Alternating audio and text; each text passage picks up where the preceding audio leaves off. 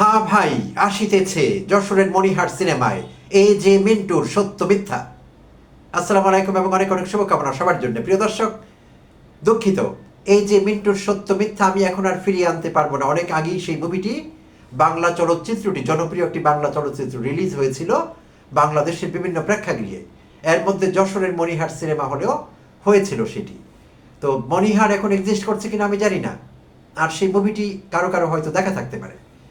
তো এটি মুভির কোনো বিষয় না, আমি মুভি নিয়ে কোনো এপিসোড করছি না। আজকের এই এপিসোডে আমি দেখাবার চেষ্টা করব বিএনপির স্থায়ী কমিটির সদস্য জনাব মির্জা আব্বাস এবং দল হিসেবে বিএনপি, তাদের কিছু কর্মকাণ্ড, এবং তারা দুটো পক্ষ হয়ে গিয়েছে। মির্জা আব্বাস এক পক্ষে, বিএনপি আরেক পক্ষে। তো দুটো পক্ষের কোনো একটি পক্ষ কোনো একটি ইস্যুতে সত্য বলছে, না হলে মিথ্যে বলছে। তো আমরা এখন দেখে নিব কে সত্য বলেছে আর কে মিথ্যে।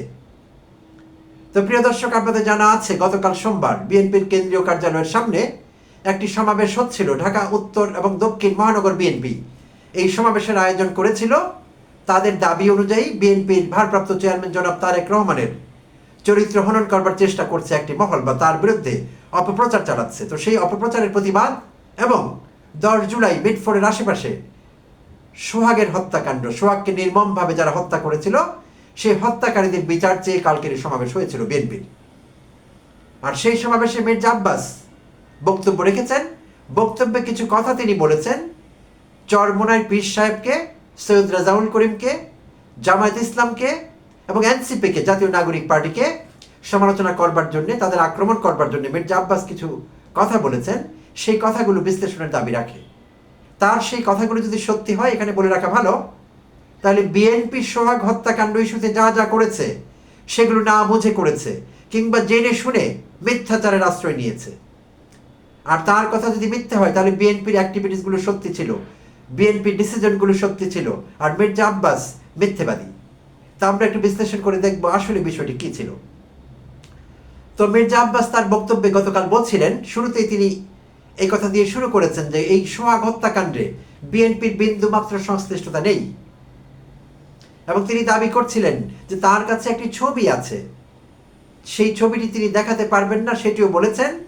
সেই ছবিতে আরেক তরুণের ছবি আছে, তার কাছে থাকা ছবিটিতে মাহিন নামে এক তরুণের, যেই তরুণকে এনসিপির নেতৃবৃন্দের কারোর সঙ্গে দেখা গিয়েছে অতীতে, সেরকম একটি ছবি তার কালেকশনে আছে, সেরকম একটি গুপ্তধন, সেই কথাই তিনি বলছিলেন।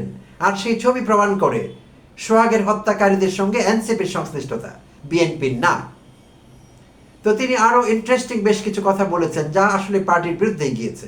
তারেক রহমানকে বড় করতে গিয়ে ছোট করা হয়েছে, দল হিসাবে বিএনপিকে আরেকটু টেনে নামাবার চেষ্টা করা হয়েছে। তো একটু দেখে নিব তার বক্তব্যটি, পরে আমি এক এক করে বিশ্লেষণ করছি। তিনি বলছিলেন,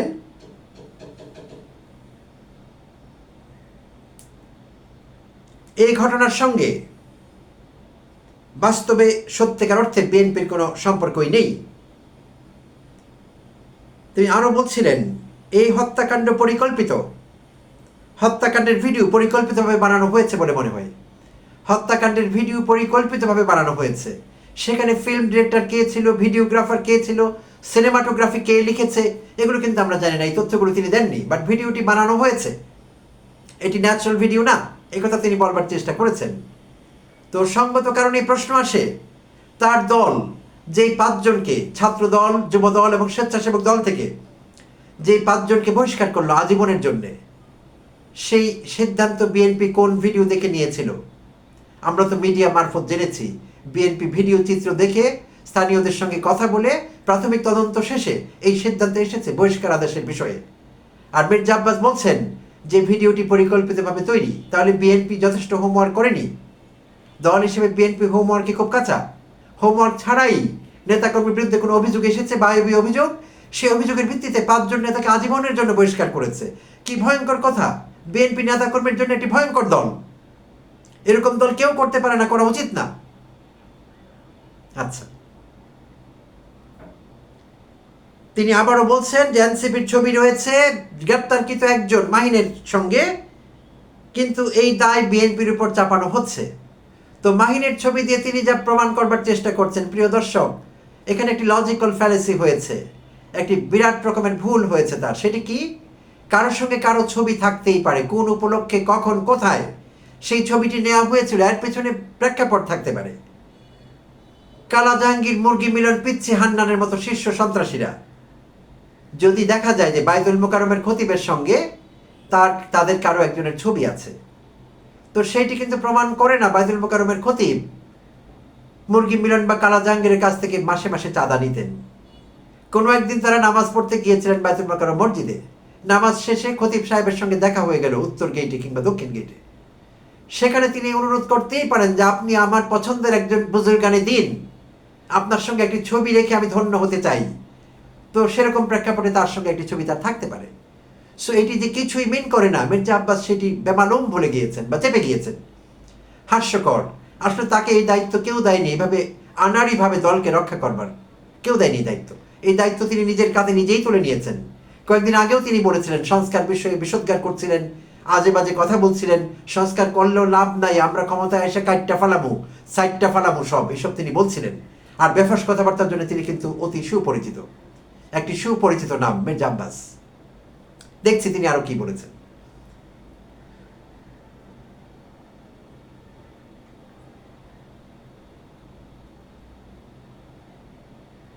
তিনি বলেছেন, একটি দল স্লোগান দিচ্ছে আওয়ামী লীগ গেছে যেই পথে বিএনপি যাবে সেই পথে। অত সহজ নয়, আমাদের কোথাও যাওয়ার রাস্তা নাই, এই বাংলাদেশ আমাদের স্থায়ী ঠিকানা। ইন্টারেস্টিং, ভালো, আমরা তো সেটাই চাই। দেশবাসীকে বিভ্রান্ত না হওয়ার অনুরোধ জানিয়ে মির্জা আব্বাস বলেন, বিভ্রান্ত হওয়ার কোনো কারণ নেই। দেশবাসীকে অনুরোধ জানাবো, আপনারা যারা মিটফোর্ডের ছবি দেখেছেন চুলচেরা বিশ্লেষণ করুন।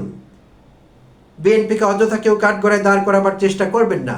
এই দাবি তো তিনি তার দলকে জানাবেন যে আপনারা আবার রিভিউ করুন সেই ভিডিও, সিদ্ধান্ত ফিরিয়ে নিন, নেতাকর্মীদের বহিষ্কার আদেশ প্রত্যাহার করুন। তিনি জনগণকে কেন বলছেন এটি?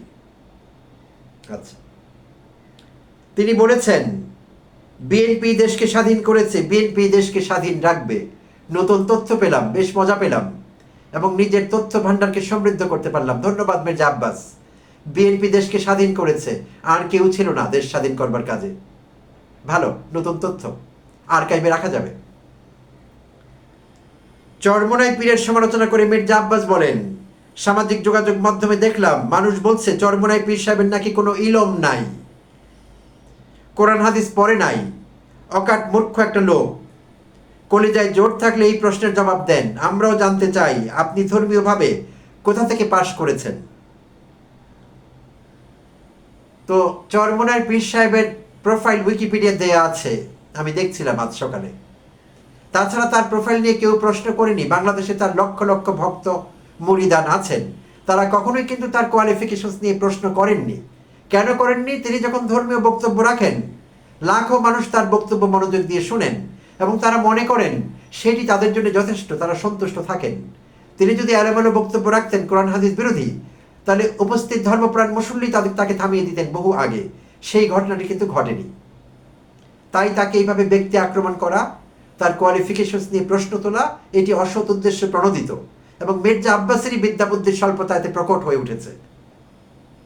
এবং জনগণ তাকে প্রশ্ন করতেই পারে, তিনি যে মাঝে মাঝে বেফাস মন্তব্য করেন, তিনি কোন স্কুল কলেজে পড়াশোনা করেছেন, আদৌ করেছেন কিনা, আর করে থাকলে সেই স্কুল কলেজও ঠিক আছে কিনা, যারা তাকে সেই ডিগ্রি দিয়েছে তাদের অস্তিত্ব নিয়ে প্রশ্ন উঠতে পারে মির্জা আব্বাসের কর্মকাণ্ডের কারণে। আচ্ছা, তিনি আরো বলেছেন, জামাত ইসলামের সমালোচনা করতে গিয়ে বলেছেন, আরেকটি দল যারা লম্বা লম্বা কথা বলে, সুকৌশলে হাদিয়া নেওয়া ছাড়া আর কোনো কাজ নাই।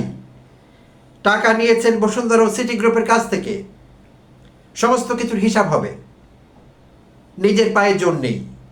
এরশাদের সময় এরশাদের কাঁধে ভর করেন, আওয়ামী লীগের কাঁধে ভর করেন, আর এখন লম্বা লম্বা কথা বলেন। এখন বিএনপি ওনাদের একমাত্র মাথা ব্যথা। ইন্টারেস্টিং। তো তিনি মির্জা আব্বাস বলবার চেষ্টা করেছেন যে জামাতে ইসলাম অতীতে জাতীয় পার্টির স্বৈরাচারী শাসক এইচ.এম. এরশাদের কাঁধে ভর করত, আওয়ামী লীগের কাঁধে ভর করেছে, শেখ হাসিনার কাঁধে ভর করেছে, কিন্তু বিএনপি বিষয়ে তিনি কিছুই বললেন না। তার ধান্দাবাজি এখানে প্রকট হয়ে উঠল, তার কপটতা। বিএনপির কাঁধে কখনো ভর করেনি জামায়াত। জামায়াত ইসলামের সঙ্গে বিএনপি স্ট্র্যাটেজিক পার্টনার হয়ে বছর পর বছর আন্দোলন সংগ্রাম করেনি। কেন করেছিল? তখন কেন সহ্য হয়েছিল জামায়াতকে? এখন কেন সহ্য হয় না? কারণ জামায়াতের জনপ্রিয়তা বাড়ছে বলে আমরা মনে করছি, আমরা দেখছি। আমি ব্যক্তিগতভাবে জামায়াত ইসলাম করি না, কিন্তু এটা তো বলতেই হবে তাদের জনসমর্থন বেড়েছে। তো সেই জন্যে মির্জা আব্বাস ঈর্ষান্বিত, মির্জা আব্বাস ভীত, এবং ভীত সন্ত্রস্ত হয়ে তাদের বিরুদ্ধে এই বিষোদ্গার এখন তারা করছেন, মির্জা আব্বাস করছেন। আর তিনি তাদের বসুন্ধরা গ্রুপের চাঁদার কথা বলেছেন, সিটি গ্রুপের চাঁদার কথা বলেছেন। ঢাকার মানুষ তো মনে করে মির্জা আব্বাস ঢাকার সবচেয়ে বড় চাঁদাবাজ ছিলেন এক সময়। তিনি যখন ঢাকার মেয়র ছিলেন, তার পুরো মেয়রশিপের যে টার্মটি, তার যে টেনিয়ার, পুরো সময়টি তিনি চাঁদাবাজি করেছেন বিভিন্নভাবে, এবং লোকেরা ভাবে যে সেই চাঁদাবাজির ফসল তার ঢাকা ব্যাংক। না হলে একটি ব্যাংক কি করে তিনি প্রতিষ্ঠা করে ফেলতে পারলেন? কোন শিল্পপতি তিনি ছিলেন? কয়টি ইন্ডাস্ট্রির মালিক তিনি ছিলেন? ব্যাংক কি করে প্রতিষ্ঠা করলেন? লোকের কাছে কিন্তু এই প্রশ্ন আছে, লোক এই প্রশ্ন সব জায়গায় করছে। সো মির্জা আব্বাসের ভাবা দরকার ছিল এই ঢিলটি ছোড়বার আগে। আচ্ছা,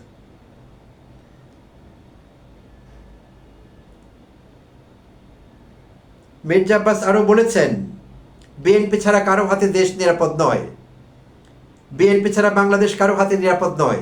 শহীদ রাষ্ট্রপতি জিয়াউর রহমান যুদ্ধ করে দেশকে স্বাধীন করেছেন, তখন কোথায় ছিল চরমোনাই জামাত ইসলামী? এখন লম্বা লম্বা কথা বলেন। জিয়াউর রহমান দেশকে বহুদলীয় গণতন্ত্র দিয়েছেন, খালেদা জিয়া দিয়েছেন সংসদীয় গণতন্ত্র। ভালো ভালো সব কিছু আমরা অ্যাপ্রিসিয়েট করি, খারাপগুলো নিশ্চয়ই নিন্দা করব। আর তিনি বলেছেন একমাত্র বিএনপির হাতেই দেশ নিরাপদ। এই কথা কিন্তু স্বৈরাচারী হাসিনা বলতো। হাসিনার জায়গা এখন কোথায় হয়েছে বলবার দরকার নেই। তা আব্বাস সাহেব একই লাইনে হাঁটছেন, একই কথা বলছেন। তিনি বলেছেন জিয়াউর রহমান দেশ স্বাধীন করেছেন। জিয়াউর রহমান একা করেননি, তাকে আমরা ক্রেডিট দেই। জেড ফোর্সের অধিনায়ক ছিলেন তিনি, যদিও আওয়ামী লীগ তাকে কলঙ্কিত করবার চেষ্টা করেছে, মুক্তিযুদ্ধে তার অবদানকে ভিন্নভাবে মিস ইন্টারপ্রিট করে মানুষের কাছে বলবার চেষ্টা করেছে, সুকৌশলে, ইচ্ছাকৃতভাবে। মিস ইন্টারপ্রিটেশন বলা যাবে না, অর্কেস্ট্রেটেড ক্যাম্পেইন ছিল জিয়াউর রহমানকে ছোট করা। আওয়ামী লীগ সেই কাজটি করেছে, বাট তার কৃতিত্ব আছে, নিশ্চয়ই আমরা তাকে মুক্তিযোদ্ধা হিসেবে কৃতিত্ব দেব। আর তিনি একা দেশ স্বাধীন করেননি। মির্জা আব্বাস এখানে বেশি কথা বলছেন, অপ্রয়োজনীয় ফালতু কথা। আচ্ছা, তিনি শেষের দিকে বলেছেন সবচেয়ে বড় বোমাটি তিনি শেষে ফাটিয়েছেন, আর সেই বোমা বুমেরাং হয়ে তার উপরই ফিরে এসেছে, ব্যাকফায়ার করেছে। সেটি কি? নেতা কর্মীদের সতর্ক থাকার অনুরোধ জানিয়ে মির্জা আব্বাস বলেন, আপনাদের আশেপাশে কোনো চোর ডাকাত থাকলে চিহ্নিত করুন। কি ভয়ঙ্কর কথা! নেতাকর্মী যদি সৎভাবে বুকে হাত রেখে চোর ডাকাত চিহ্নিত করা শুরু করে, আগেই তো ধরে ফেলবে তারা মির্জা আব্বাসকে। সবচেয়ে কাছের মানুষটি হবেন মির্জা আব্বাস, তাদের হাত মির্জা আব্বাসের দিকে যাবে। তারা প্রশ্ন তুলতে শুরু করবেন ঢাকা ব্যাংক নিয়ে, তারা প্রশ্ন করতে শুরু করবেন তার মেয়রশিপ নিয়ে, মেয়রের সময়টিতে তিনি কিভাবে পয়সা কামিয়েছেন, কিভাবে ধান্দাবাজি করেছেন, সেগুলো নিয়ে প্রশ্ন উঠবে, এবং তাকেই তারা আগে গ্রেপ্তার করবেন। সিভিল অ্যারেস্ট, সেইটি গ্রেপ্তার করে পুলিশে দেবেন। এরকম ভয়ঙ্কর একটি স্টেটমেন্ট তিনি কি করে দিতে পারলেন নিজের বিরুদ্ধে? সর্বশেষ তিনি বলেছেন, বিভিন্ন সময়ে আমাদের দলের নেতাদের কাঁধে ভর করে আওয়ামী লীগের সন্ত্রাসীরা দলে ফেরার চেষ্টা করছে, তারা যে কোনো সময় অপকর্ম করবে, এটি থেকে সাবধানে থাকতে হবে। তিনি তো এই কথা তার দলের আমির খসরু মাহমুদ চৌধুরীকে বলবেন, তিনি তো এই কথা রিজভী সাহেবকে বলবেন, তিনি অন্যান্য নেতৃবৃন্দকে বলবেন, এমনকি নিজেকে বলবেন। এই তো সেদিন তারা সবাই মিলে সমস্বরে কোরাস গাইলেন যে আওয়ামী লীগ থেকে লোক কোঅপ্ট করতে হবে বিএনপিতে, ভালো ইমেজের আওয়ামীদের নিয়ে আসবেন বিএনপিতে। সো আওয়ামী দিয়ে বিএনপি ভরতে চাচ্ছে তারাই। তিনি আবার বলছেন সেই দলের লোক হয়ে যে আওয়ামী লীগ সম্পর্কে তাকে সাবধানে থাকতে হবে তাদেরকে। কি ভয়ঙ্কর আত্মবিরোধিতা! এত বড় আত্মবিরোধিতা আমি আর দেখিনি কখনো। সো মির্জা আব্বাস যা করছেন, তার নিজের পজিশন তিনি কমিয়ে ফেলছেন, নিজেকে নিজে নামাচ্ছেন, দলকেও নিচে নামাচ্ছেন। তো মির্জা আব্বাসের মতো লোকেরা এইভাবে মুখ খুলে চলতে থাকলে, তাদের মুখ খোলা থাকলে, এবং এইভাবে আজে বাজে কথা বলতে থাকলে বিএনপির আর শত্রু দরকার হবে না। তারেক রহমান ইদানিং বলছেন ষড়যন্ত্রকারীরা আশেপাশে আছে, উদ্দেশ্য প্রণোদিতভাবে অনেক কিছু করা হচ্ছে, অদৃশ্য শক্তি বাইরে এসছে, অদৃশ্য শক্তি লাগবে না। মির্জা আব্বাসের মতো লোকেরাই যথেষ্ট বিএনপির পতনের জন্য। ভালো থাকবেন সবাই, ধন্যবাদ।